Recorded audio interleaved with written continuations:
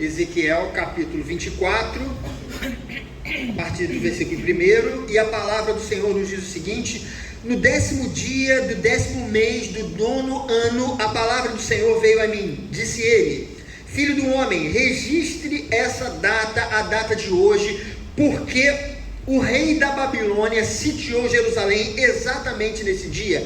Conte a esta nação rebelde uma parábola e diga-lhes: assim diz o Senhor, o soberano, o Senhor: ponha a panela para esquentar, ponha para esquentar com água, ponha dentro dela pedaços de carne, os melhores pedaços da coxa e da espádua, encha com o melhor desses ossos, apanhe o melhor do rebanho, empilhe a lenha debaixo dela para cozinhar os ossos, faça ferver a água e cozinhe tudo o que está na panela, porque assim diz o soberano, o Senhor: ai da cidade sanguinária, da panela que agora tem uma crosta, cujo resíduo não desaparecerá, esvazia, tirando pedaço por pedaço, sem sorteá-los, pois o sangue que ela derramou está no meio dela.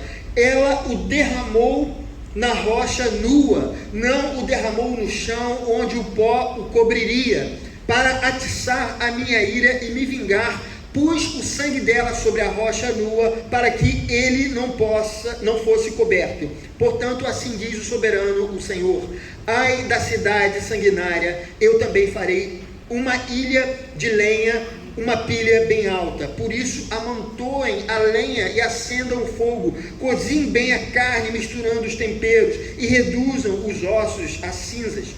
Ponha depois a panela vazia sobre as brasas, para que esquente até que o seu bronze fique incandescente, as suas impurezas se derretam e os resíduos sejam queimados e desapareçam.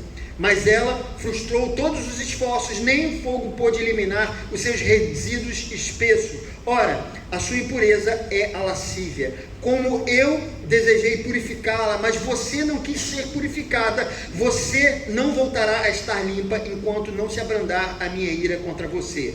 Eu, o Senhor, falei. Chegou a hora de eu agir. Não me conterei, não terei piedade, nem voltarei atrás. Você será julgada de acordo com o seu comportamento e com as suas ações. Palavra do soberano, o Senhor. Amém. Vamos orar. Senhor, nós pedimos ao Teu Espírito Santo que abra o nosso entendimento, ilumine os nossos pensamentos, e que a Tua palavra, que será ministrada nessa manhã, possa, Senhor, fazer a limpeza que nós precisamos. Por favor, fale-nos, porque se assim acontecer, nós sairemos transformados daqui. Amém. E é tudo o que nós desejamos. No nome de Jesus, amém e amém. Os irmãos podem se assentar.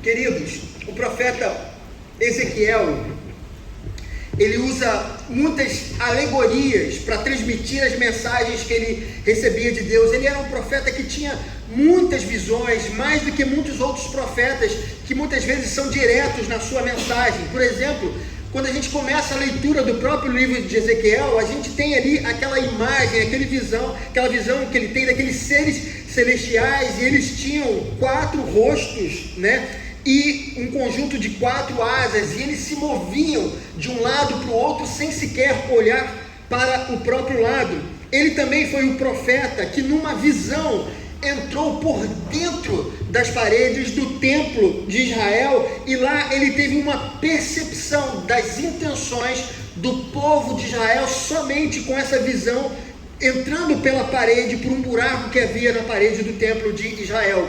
Ele também é aquele profeta que utiliza a própria dor da perda da sua esposa para dizer para Israel que não lamentasse por aquilo que Deus estava fazendo pela destruição de Jerusalém, porque aquilo era a vontade de Deus.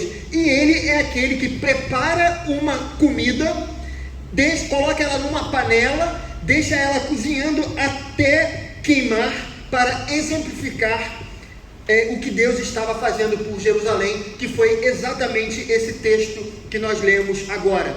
Eu falei, amados, na outra semana, quando eu preguei sobre o profeta Ezequiel, que os profetas não são exatamente aqueles que preveem o futuro. Nós temos essa ideia que um profeta é tão somente uma pessoa que sabe o que vai acontecer no futuro, que tem uma visão do futuro. Mas esse não é o sentido da palavra Nabi, que é traduzida para o português como profeta.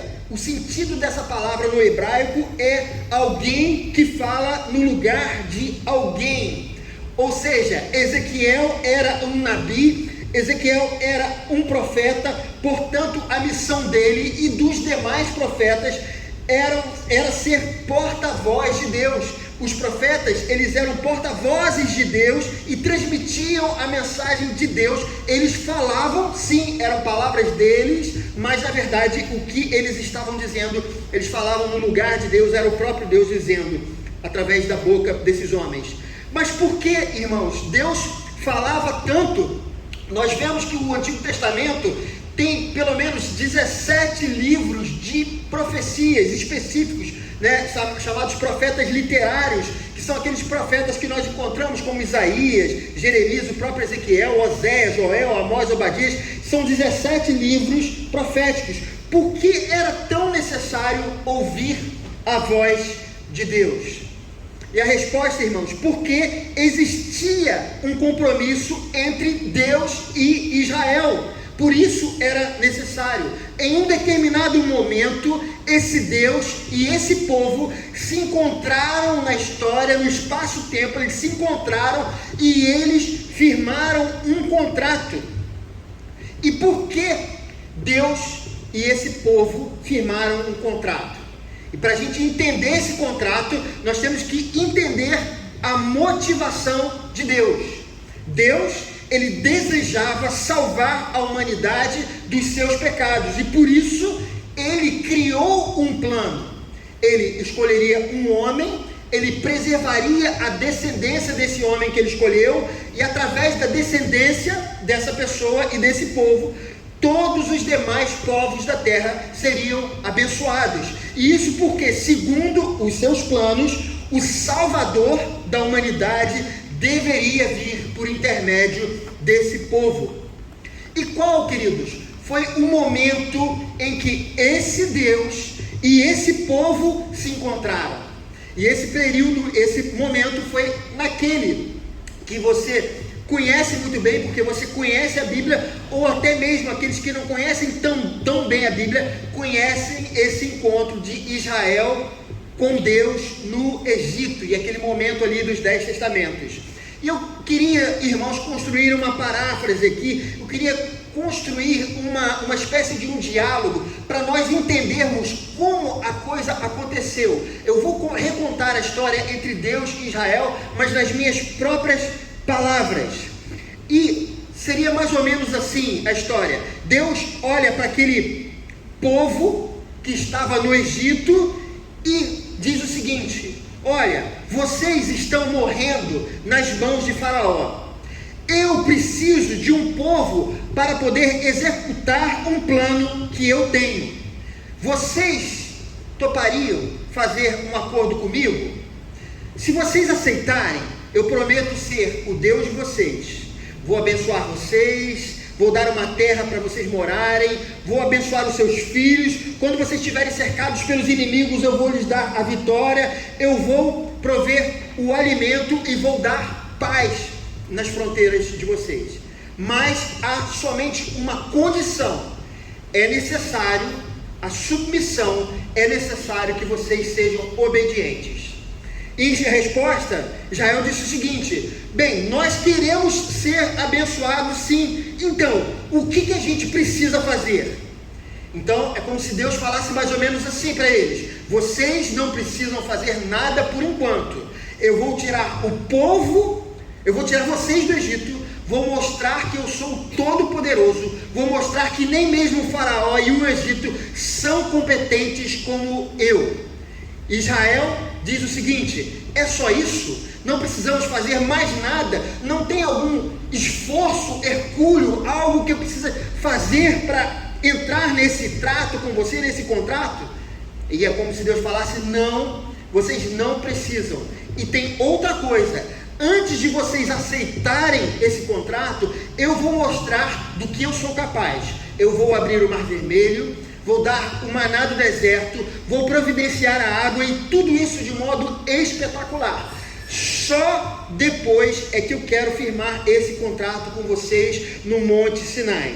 Eu quero que vocês vejam que eu sou fiel, e a partir daí vocês serão o meu povo e eu serei o Deus de vocês.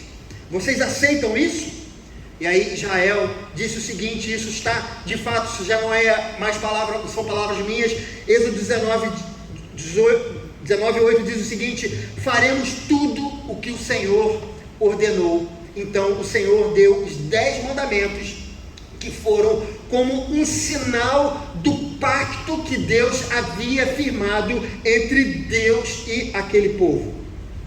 Foi a partir daí, irmãos, dessa perspectiva, que a história bíblica ela está acontecendo. Deus demonstra a sua fidelidade, a sua aliança. Ele cumpriu a sua parte no contrato.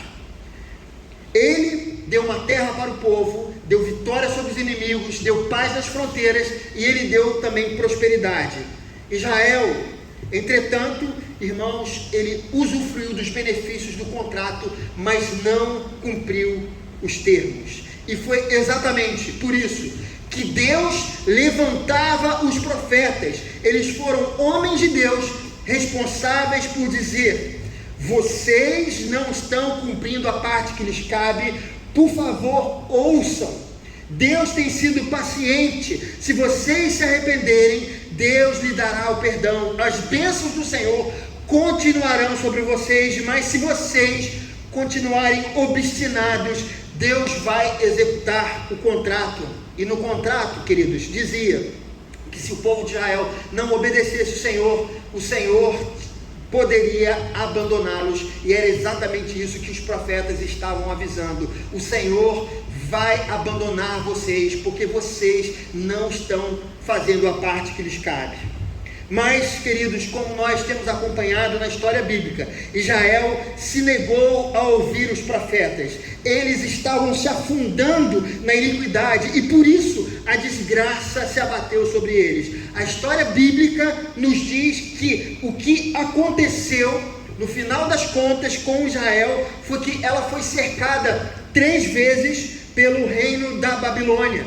E nos dois primeiros cercos, Ezequiel foi levado para o cativeiro. Ele estava entre os prisioneiros, e lá do cativeiro ele profetizava o tempo todo. Ele dizia: Jerusalém, você vai ser invadida mais uma vez. Vocês cometeram todo tipo de iniquidade, assassinato, prostituição, idolatria, e vocês não se arrependeram. Ezequiel dizia isso lá, Jeremias dizia isso também na cidade de Jerusalém. Mas o que a gente percebe é que o povo não quis ouvir o que eles estavam dizendo. E é aqui que nós nos encontramos no texto de hoje. O coração, irmãos, dos israelitas estava endurecido, tão endurecido que eles não viam a realidade como ela era. Eles chegavam a dizer que os judeus levados cativos era a parte ruim de Israel, mas eles que ficaram, que não foram levados, eles eram a parte boa, eles eram abençoados. E por isso que o profeta usa a alegoria dessa panela que está cozinhando uma comida, né? Eu fiz um paralelo dessa alegoria com uma imagem que eu tenho na minha cabeça. Eu ainda era bem novinho. Eu gostava de ver a minha mãe catando feijão, né? Alguma coisa que, eu acho que hoje não tem mais isso, né? O feijão já vem limpinho, né? Mas na época era muito comum. Eu era bem pequenininho, né? Nossa, me contou que era assim. A minha mãe abria ali o feijão em cima da mesa, espalhava o feijão, e ela era muito rápida, assim, igual uma formiga, ia separando assim, sabe, as pedrinhas, a sujeira do feijão, botava uma panela no colo, ela não é, e aí puxava o feijão, o que estava catadinho, e aí ia lá, catava mais um pouquinho, puxava, né, e depois ela pegava essa panela que estava no colo, botava para cozinhar no fogão, e aquela parte ele jogava fora. O que Israel estava dizendo, né, fazendo aqui uma ligação com esse exemplo, é que nós somos a parte boa do feijão. Você está dizendo que nós somos nós estamos pecando contra Deus, nós estamos cheios de iniquidade, mas não, nós somos o feijão bom, nós somos a carne, porque ele usa o exemplo da carne. Quando você vai fazer uma carne, você limpa a carne para colocar ela na panela, é exatamente o exemplo do profeta. Nós somos a parte boa da carne, nós seremos levados porque de nós vai ser feito o quê? Um caldo gostoso, né? Um ensopado gostoso, alguma coisa assim. E é exatamente nesse ponto que o profeta diz o seguinte: olha, vocês estão dizendo que vocês são a parte boa da carne? Não, essa panela, ela vai ferver, ela vai esquentar um ponto em que essa comida será queimada. Queridos, nessa alegoria, o que nós vemos é que há uma mensagem codificada. O fogo onde essa panela seria colocada era a ira de Deus. A panela que iria queimar era a cidade de Jerusalém. O povo era a parte boa, a carne que estava dentro da panela, que iria se queimar, e seria exatamente o momento em que os babilônios iriam entrar na cidade e iriam destruir completamente até sobrar ruínas. O que sobraria daquela comida que seria feita seria apenas uma crosta, né? Quem já fez comida aí sabe, quando a gente queima o arroz, né? Aquele arroz não é dar uma queimadinha não, quando queima de verdade, né? Fica aquela coisa mal cheirosa, um sabor amargo. Era exatamente o que sobraria de Israel, já que eles estavam se gabando da sua própria posição. Mas o pecado, a arrogância em seus corações havia embrutecido o entendimento deles. Eles não viam a realidade como ela era. A Babilônia já havia invadido 2 vezes Jerusalém e eles ainda achavam que nada demais iria acontecer a eles e que Jerusalém era inviolável. Eles ignoravam a verdade sobre Deus, achavam que poderiam fazer o que queriam, não se importavam com as denúncias dos profetas, não estavam dispostos a seguir as leis conforme a instrução divina. Eles não se achavam compromissados com aquela aliança que os seus antepassados fizeram com Deus no tempo do Sinai. Queridos, esse texto, ele nos serve de advertência. Assim como Israel estava embrutecido pelo pecado e ignorava as advertências dos profetas, nós precisamos tomar cuidado para não ignorar a voz de Deus que está ecoando sobre as nossas vidas. Na perspectiva de Israel, Jerusalém não seria destruído. Deus não estava irado contra os seus pecados e eles não tinham responsabilidade alguma com a aliança. E sobre isso, queridos, eu gostaria de falar 3 aplicações importantes para as nossas vidas. E a primeira coisa, a perspectiva pela qual estou vendo a minha vida não muda a realidade. E eu explico isso.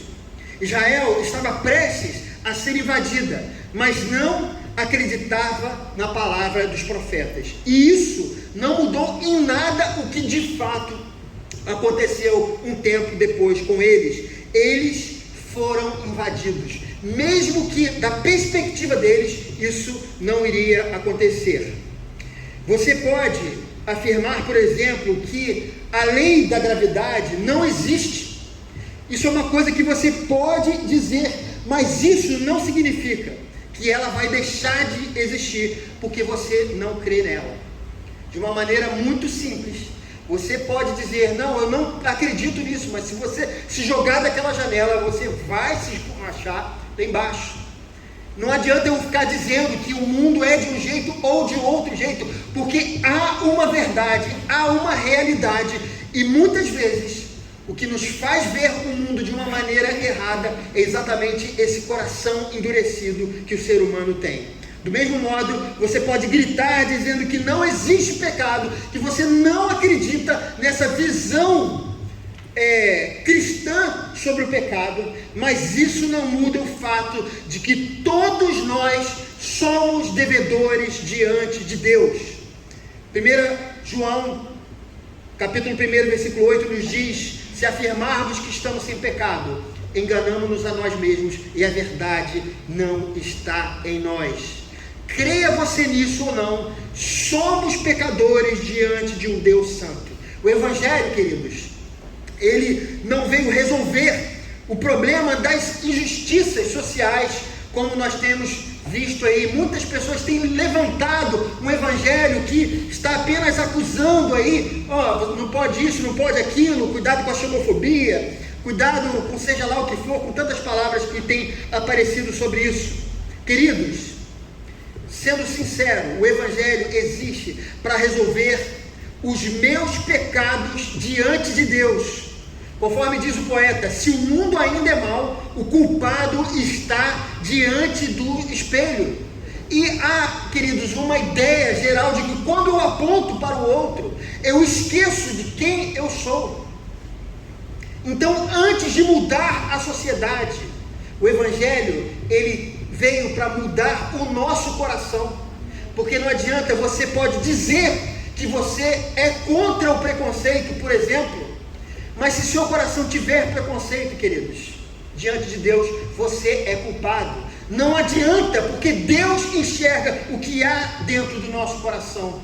Então qualquer mudança que precise acontecer, e tem muitas mudanças para acontecer nessa sociedade na qual nós vivemos, a primeira delas é tão somente no coração do homem. O homem afastado de Deus, ele faz coisas que não são para serem feitas. Os fariseus, eles viviam dizendo: olha, nós não somos como os pecadores, nós não somos como os publicanos. Senhor, muito obrigado, porque eu não sou assim, que eu não sou desse jeito, eu dou o dízimo, eu faço isso e tal, não sei o quê. Mas o Senhor foi muito direto com eles, dizendo que eles eram como sepulcros caiados, eles eram bonitos por fora, mas por dentro eles eram cheios de impurezas.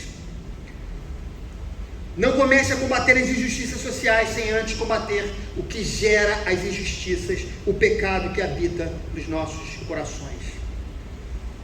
Segundo lugar, queridos, a perspectiva pela qual estou vendo a vida não muda a verdade sobre o próprio Deus. Deus é quem Ele é, independente da minha opinião sobre Ele. Rubem Alves, num livro que eu li dele, ele era um poeta, um grande poeta, e ele dizia uma coisa interessante da perspectiva dele. Ele dizia que Deus é como um bolso cheio de coisas que encontramos durante a vida. Eu achei isso bem curioso, E eu achei bem interessante porque, de fato, cada um vai criando a imagem de Deus conforme a sua própria perspectiva. Poeticamente, isso é muito bonito, mas a pergunta que fica é possível definir Deus apenas pela minha percepção? Será que a minha história, as minhas experiências me dão condição de saber de fato quem Deus é? Queridos, o quão confiáveis são os meus sentidos para poder afirmar que a vida se resume àquilo que eu acho? Israel estava achando, mesmo contra os profetas, que Deus não permitiria que Jerusalém fosse invadida, mas isso não bateu com a realidade. Nós, queridos, sabemos que aqui do lado tem um posto de gasolina, mas nós não temos nesse momento ideia do que estava acontecendo ali, porque nós não temos essa capacidade, essa percepção. Israel, eles achavam que era irrelevante para os planos o que Deus tinha sobre ele naquele lugar. E voltando para nós, a vontade de Deus, ela foi revelada nas Escrituras. Crer ou não nelas, não vai mudar esse fato. Você pode dizer a você mesmo: eu não creio na Bíblia. E você tem a plena liberdade de dizer isso, porque o nosso país nos dá essa liberdade. Mas a verdade é uma só: ou a Bíblia não é a palavra de Deus, e eu estou perdendo meu tempo aqui em cima, todos os domingos, pregando essa palavra, ou ela é a palavra de Deus, e você está arriscando jogar a sua eternidade no ralo, porque você, simplesmente, a sua intuição está dizendo que você não tem que crer nisso. Você nem sabe o que está acontecendo aqui do lado, queridos, nesse posto, conforme eu disse, e ainda assim quer adivinhar o que existe após essa vida com os seus próprios sentidos. Terceiro lugar, queridos, a perspectiva pela qual estou vendo a vida não me livra das minhas responsabilidades futuras. Os profetas, eles estavam anunciando a queda. Eles conclamaram o povo ao arrependimento, mas Judá se negou a ouvi-los. Você pode, irmão, achar que tudo que eu estou falando aqui de cima é uma grande bobagem, mas a sua forma de ver não vai eximir você de suas responsabilidades futuras. E eu preciso dizer isso aqui do púlpito nesse momento. Você é responsável por todas as escolhas de suas vidas, as suas ações hoje. Mesmo se você diz: não dou a mínima, vão ter consequências no dia de amanhã. A maneira como você cuida dos seus filhos, se você de fato tem mostrado um evangelho a ele, ou se você tem mostrado uma filosofia desse mundo, se você tem sido de fato uma esposa real para o seu marido, ou um marido verdadeiro conforme Deus quer na vida da sua esposa, se você tem sido um irmão em Cristo de verdade, ou se você tem sido alguém falso, ou se você tem levado a sua vida como deve ser levada conforme as Escrituras nos ensinam. Tudo isso, queridos, nós somos responsáveis, e diante de Deus nada disso ficará encoberto. Deus não é, irmãos, uma força impessoal, como muitos acham, que Deus é uma força, que Deus é uma coisa, né? Então eu faço aqui uma mandinga, eu faço lá uma coisa, e Deus é uma... Com isso, quando as pessoas ainda acreditam em Deus, né? Deus se move conforme as coisas que simplesmente eu posso manejar. Deus, ele não é uma força impessoal, ele é alguém que discerne o bem e o mal, ele nos vê, ele espera que você faça o que é certo. Amados, eu pensei nessa conclusão desse texto, mas eu resolvi não concluir o sermão de hoje, porque qualquer palavra que eu fosse dizer, ela seria inferior àquilo que o apóstolo João tem para nos dizer nessa manhã. Ele diz o seguinte: se afirmarmos que estamos sem pecado, enganamos-nos a nós mesmos, e a verdade não está em nós. Se confessarmos os nossos pecados, ele é fiel e justo para perdoar os nossos pecados e nos purificar de toda injustiça. Se afirmarmos que não temos cometido pecado, fazemos de Deus um mentiroso, e a sua palavra não está em nós. Meus filhinhos, escrevo-lhes estas coisas para que vocês não pequem. Se porém alguém pecar, temos um intercessor junto ao Pai, Jesus Cristo, o justo. Ele é a propiciação pelos nossos pecados, e não somente pelos nossos, mas também pelos pecados de todo mundo. O Evangelho está estendido a mim e a você. Cabe a você fazer as suas escolhas. Cabe a você colocar a sua vida diante de Deus e pedir que o Espírito Santo venha trocar o coração endurecido que eu e você temos. Não pense você é uma pessoa que não precisa de mudança, que você já é muito santo, porque se você pensa assim, você não é diferente dos fariseus. Nós precisamos reconhecer as nossas falhas e os nossos pecados e ouvir a voz de Deus, aquela que ecoa nos nossos corações todos os dias. Precisamos pedir a Ele: tem misericórdia de nós e transforma os nossos corações. Que Deus abençoe essa palavra, no nome de Jesus. Amém e amém.